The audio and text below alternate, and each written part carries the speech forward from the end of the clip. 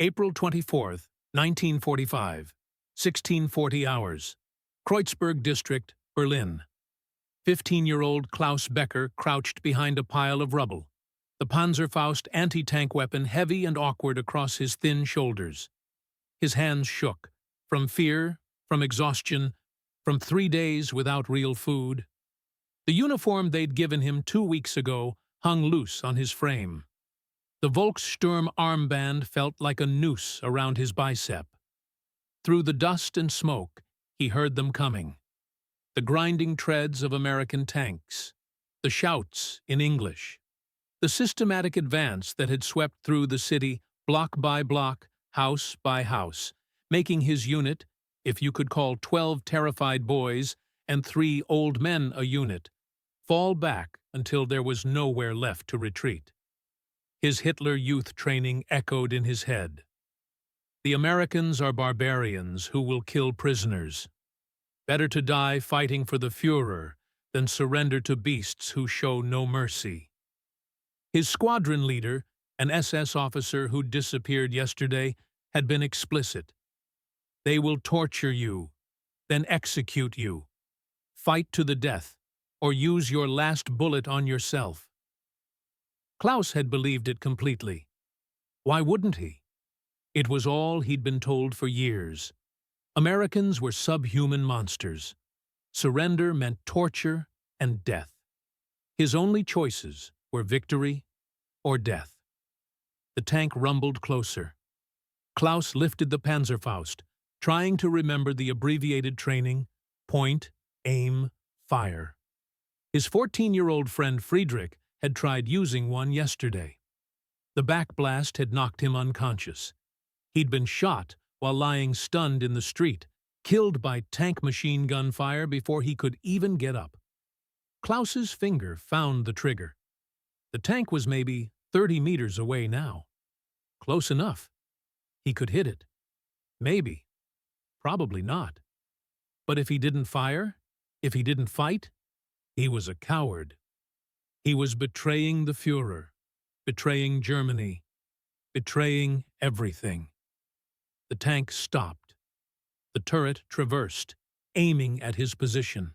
Klaus closed his eyes, waiting for the main gun to fire and end him. Instead, a voice, loud, speaking terrible German. "Come out, boy! Weapons down!" Klaus froze.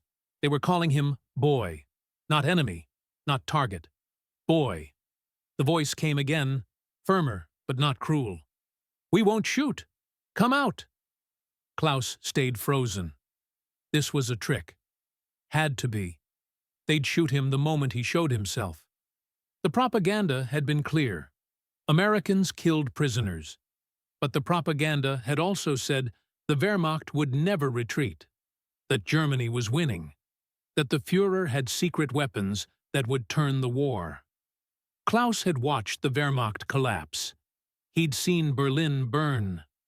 The secret weapons had never appeared. What if the propaganda about Americans was also lies? He set down the Panzerfaust with trembling hands, stood slowly, raising his arms above his head.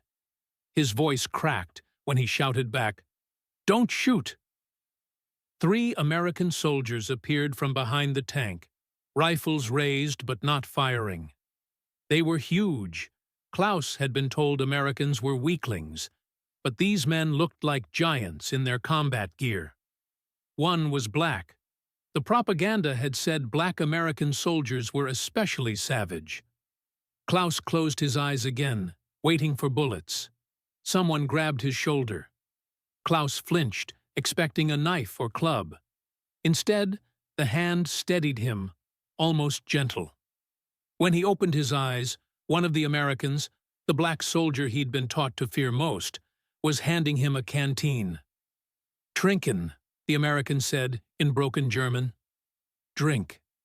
Klaus stared at the canteen, at the soldier's face, which showed concern rather than cruelty, at his own hands, still shaking as they reached for water, offered by an enemy who was supposed to kill him, but was instead giving him drink. He drank. The water was clean, cool, better than anything he'd tasted in weeks. When he finished, the American took the canteen back, nodded, and gestured toward the rear where other prisoners were being gathered. No torture, no execution, just water, a nod, and directions to join other captives who were sitting on the ground, guarded but unharmed, some already eating from army rations the Americans had distributed. Klaus walked toward them in a daze, his entire worldview collapsing with each step. The monsters were giving him water. The barbarians weren't executing prisoners. Everything he'd been told was lies, and the truth was so unexpected he couldn't process it. The desperate gamble.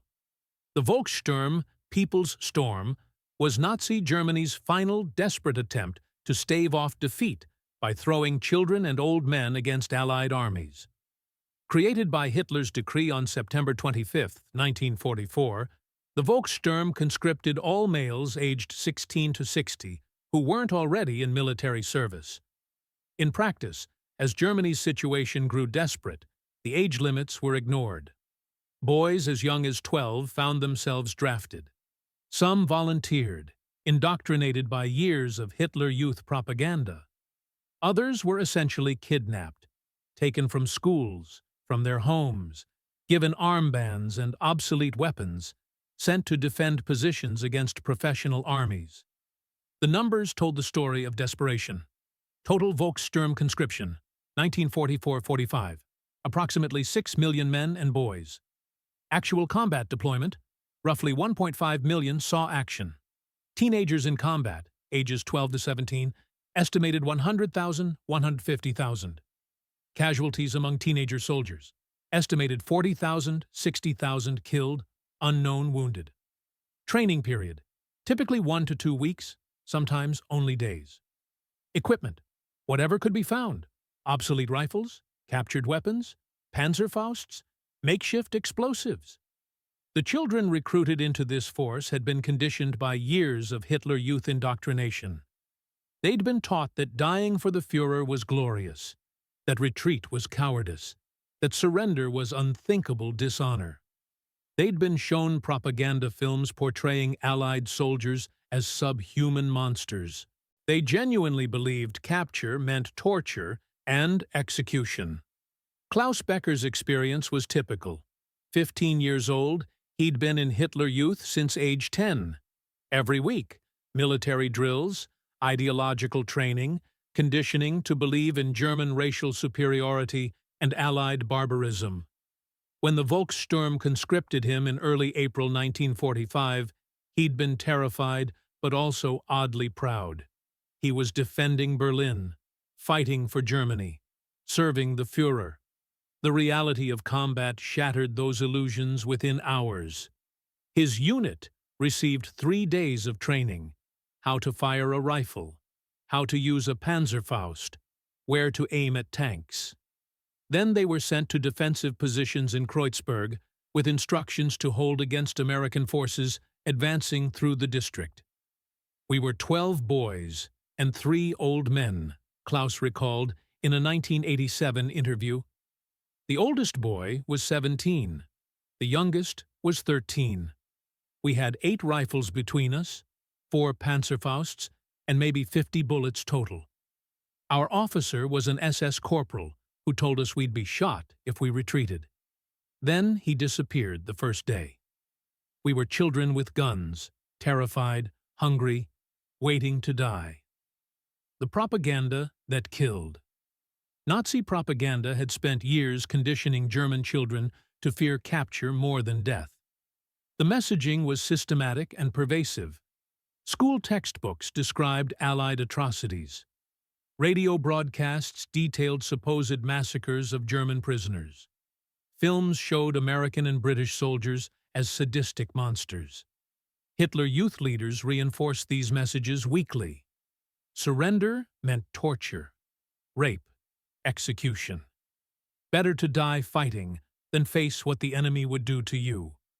For children already indoctrinated in Nazi racial ideology, this propaganda found fertile ground. They'd been taught since age 6 that they were superior, that enemies were subhuman, that Germans deserved to rule and others deserved to serve or die. The idea that these subhuman enemies would commit atrocities if they won seemed logically consistent with everything else they'd been taught. The psychological impact was profound. Many German child soldiers genuinely believed death in combat was preferable to capture. Some carried cyanide capsules or saved their last bullet for themselves. Others would fight to the point of unconsciousness rather than surrender. The concept of American mercy was literally unimaginable. It contradicted everything they'd been conditioned to believe. 16-year-old Hermann Schultz, captured near Würzburg in April 1945, described his terror. "I'd been told Americans skinned prisoners alive, that they cut off body parts as trophies, that they tortured Germans for entertainment. When American soldiers surrounded our position and called for surrender, I tried to kill myself. I put my rifle barrel in my mouth. An American knocked it away before I could fire. I was crying, begging him to just shoot me quickly. He looked horrified. He kept saying something I didn't understand. Later I learned it was, 'Jesus Christ, he's just a kid.' But at the time, I thought he was getting ready to torture me." This conditioning made child soldiers extremely dangerous in combat. They would fight with suicidal determination, knowing or believing that capture meant fates worse than death. American forces advancing through Germany encountered pockets of fanatical resistance from teenagers who'd been psychologically primed to prefer death over surrender.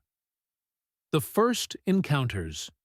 American forces advancing into Germany in early 1945 were unprepared for the systematic use of child soldiers.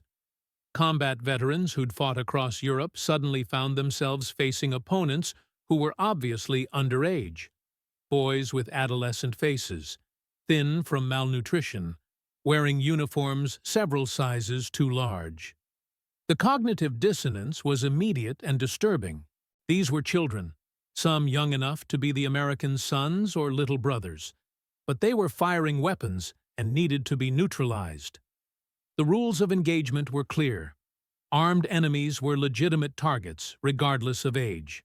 But the emotional reality was complicated. American soldiers who'd spent months fighting Wehrmacht professionals found themselves deeply uncomfortable shooting teenagers. Some hesitated fatally. German child soldiers killed or wounded American troops who couldn't bring themselves to fire on children.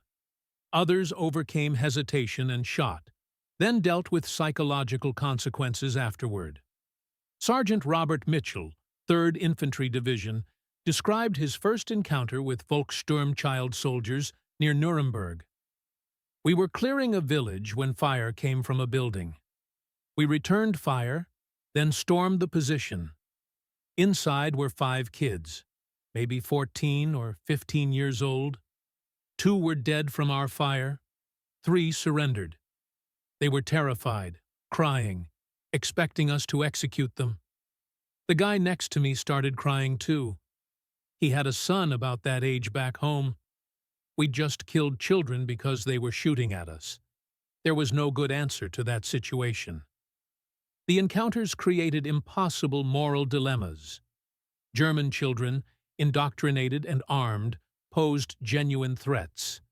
But killing children, even armed, hostile children, violated fundamental human instincts and civilized warfare norms. American soldiers found themselves caught between military necessity and moral revulsion. The solution most units adopted was aggressive attempts to capture rather than kill. When encountering obvious child soldiers, American forces would call for surrender in German, use loudspeakers to encourage capitulation, and hold fire when possible to give children opportunities to quit fighting. This wasn't official policy. It was individual soldiers and small unit leaders making moral choices in real time. The mercy decision. The systematic sparing of German child soldiers represented collective American decision-making at every level. individual soldiers, unit commanders, division leadership, occupation authorities. At the tactical level, soldiers who encountered child soldiers often chose to risk their own lives to avoid killing children. They'd advance more cautiously, call for surrender more insistently, hold fire longer than tactically prudent. Some deliberately aimed to wound rather than kill. Others would bypass child soldier positions entirely if possible, leaving them for follow-on units to deal with. Private Eugene Henderson described his approach. "If I saw a kid with a gun, I'd try everything to get him to surrender before I'd shoot. I'd yell, 'Drop your weapon, boy,' in German. I'd learned the phrase specifically for this. I'd fire warning shots. I'd wait longer than was safe. Because if I killed a child, even an armed hostile child, I wasn't sure I could live with that. Some guys did kill kids because they had to, but I tried everything to avoid it." At the command level, policies emerged to handle captured child soldiers differently than adult prisoners. Medical care was prioritized. Food rations were increased. Interrogations were gentler. Repatriation to families was expedited when possible. These weren't codified regulations. They were practical responses to the uncomfortable reality that American forces were capturing enemy combatants who were obviously children. The psychological impact on American troops was significant. Many soldiers struggled with having killed or wounded child soldiers in combat. Chaplains reported increased counseling requests. Some soldiers wrote home about their moral confusion, knowing they'd done what was necessary but feeling deeply troubled by having harmed children. "I killed a German boy who couldn't have been older than 14, wrote Corporal James Walsh to his wife in May 1945. "He had a Panzerfaust and was about to fire at our tank. I shot him. It was justified. He was armed, hostile, dangerous, but he was a child. When I close my eyes, I see his face. I don't know how to feel about it. I'm glad I'm alive, but I'm haunted by his death." Klaus's transformation. For Klaus Becker and tens of thousands of other German child soldiers, capture initiated psychological transformation as profound as any combat trauma. In the hours after his surrender, Klaus sat with other captured Volkssturm members, 14 boys ranging from 13 to 17 years old. American soldiers had given them water, field rations, and blankets. A medic was treating minor wounds. Guards watched them, but showed no cruelty. The expected torture and execution weren't happening. Instead, Klaus observed Americans behaving professionally, almost casually. They'd secured the prisoners, provided basics, and moved on to other tasks. The captured children weren't special threats or targets of revenge. They were just another administrative problem to process. This normality was psychologically devastating. Klaus had spent weeks preparing to die gloriously for Germany. He'd believed capture meant unspeakable atrocities. Instead, he was sitting on rubble eating American crackers, while his captors mostly ignored him because they had more important things to do. "I kept waiting for the torture to start," Klaus recalled. "I'd look at the American guards, trying to see the cruelty I'd been promised, but they just looked bored, professional. One was eating chocolate. Another was reading a letter. They weren't monsters preparing to hurt us. They were just soldiers doing their job, and their job apparently included not killing prisoners." An African-American soldier, the one who'd given Klaus water initially, approached with more rations. Klaus flinched, expecting violence. The soldier noticed, stopped, spoke in careful German. "Niemand wird dir wehtun. No one will hurt you." Klaus stared. An American, a black American, supposedly the most savage according to propaganda, was reassuring him of his safety. using words chosen specifically to address his fear, showing concern for a child who'd tried to kill Americans hours earlier. "That was the moment," Klaus said decades later, "when that soldier told me no one would hurt me, and I could see in his eyes he meant it. That's when I understood everything I'd believed was propaganda. The lies about American brutality, the racial superiority nonsense, the faith in the Führer, it all collapsed because a man I'd been taught was subhuman showed me more humanity than my own government ever had." The POW camps. German child soldiers sent to POW camps experienced ongoing challenges to their indoctrination as they discovered American imprisonment meant survival rather than death. The camps held mixed populations, Wehrmacht veterans, SS troops, Volkssturm members ranging from teenagers to old men. The younger prisoners quickly became known to guards and camp administrators who made informal accommodations for their age. Extra rations were common. Educational programs were organized. Some camps separated child prisoners from adults to prevent exploitation or continued indoctrination by hardcore Nazis. American chaplains paid special attention to younger prisoners, concerned about their psychological state and future prospects.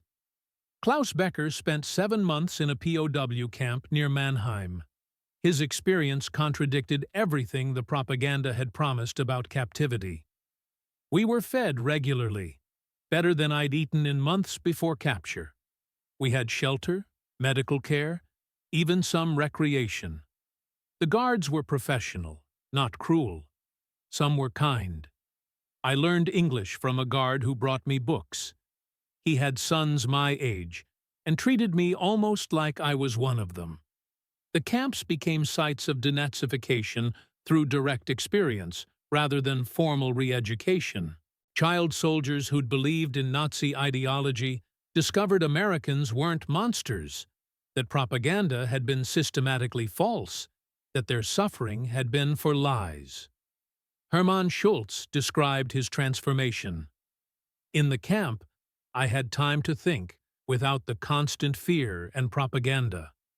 I talked to other prisoners, including adults, who admitted the war had been wrong. I saw how Americans treated us, fairly, humanely, without the cruelty we'd been promised. Slowly, I had to face the truth. I'd fought for evil. I'd been taught lies. Americans weren't the enemy. The Nazis were. Understanding that was painful, but necessary." The repatriation.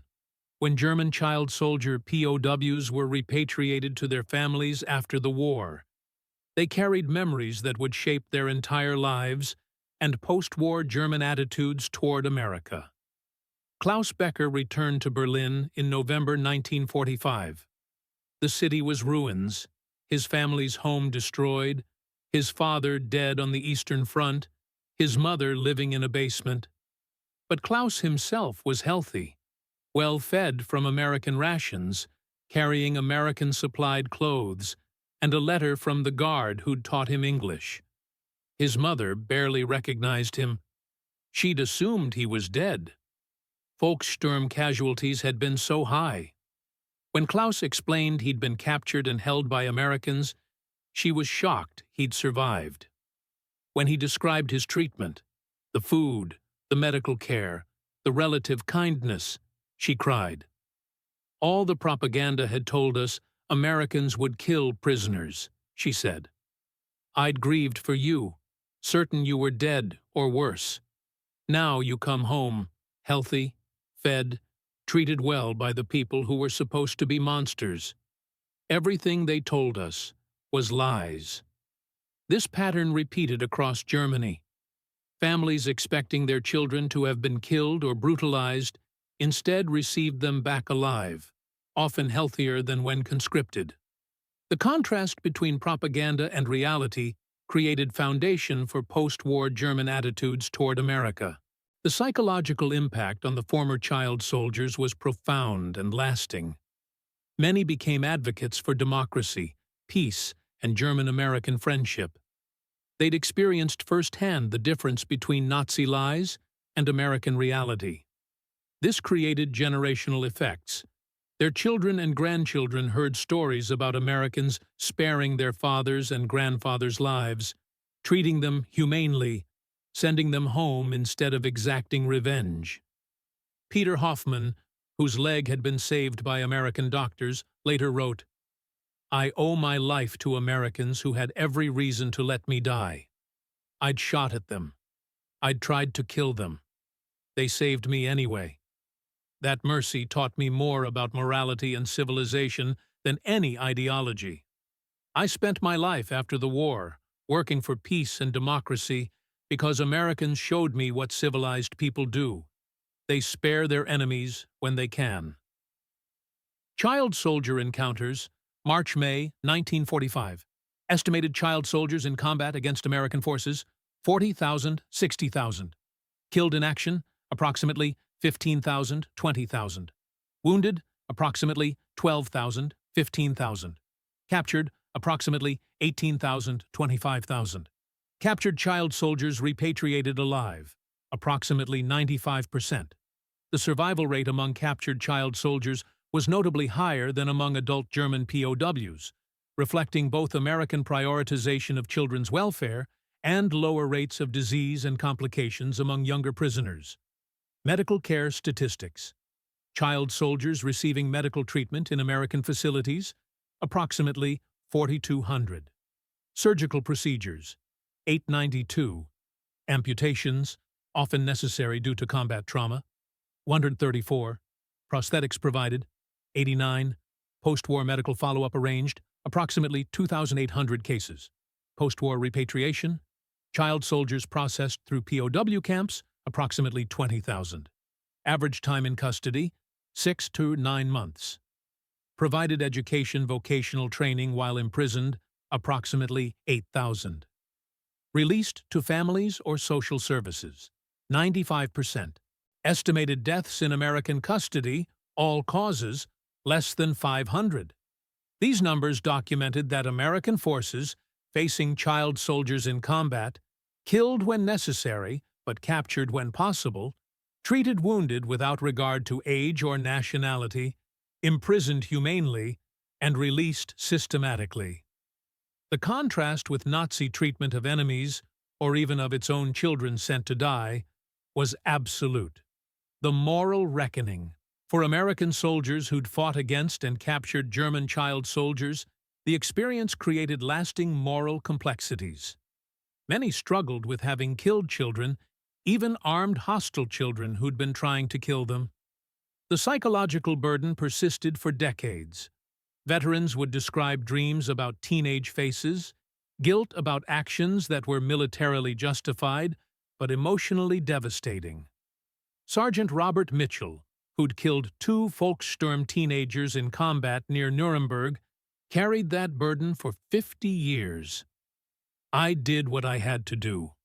They were shooting at us. They'd have killed my men if I hadn't stopped them.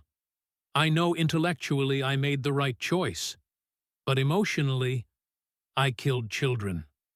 That's something I've had to live with every day since. I see their faces. I wonder who they might have become if Hitler hadn't sent them to die."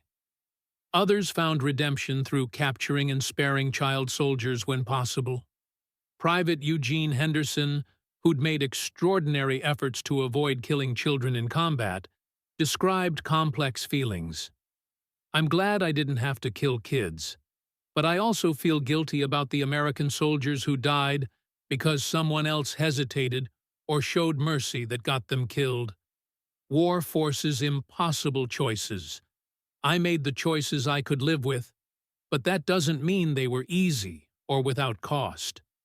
The experience influenced post-war American attitudes toward Germany and militarization of children. American forces occupying Germany enforced strict demilitarization, including abolishing all Hitler Youth organizations and military training for minors. The memory of fighting child soldiers created determination to prevent any future generation from being similarly exploited. "We'd fought children who'd been turned into weapons," reflected Captain William Hayes, who'd commanded troops in Germany. "That wasn't their fault. It was their government's crime. Our job after the war was to make sure German children would never be used that way again.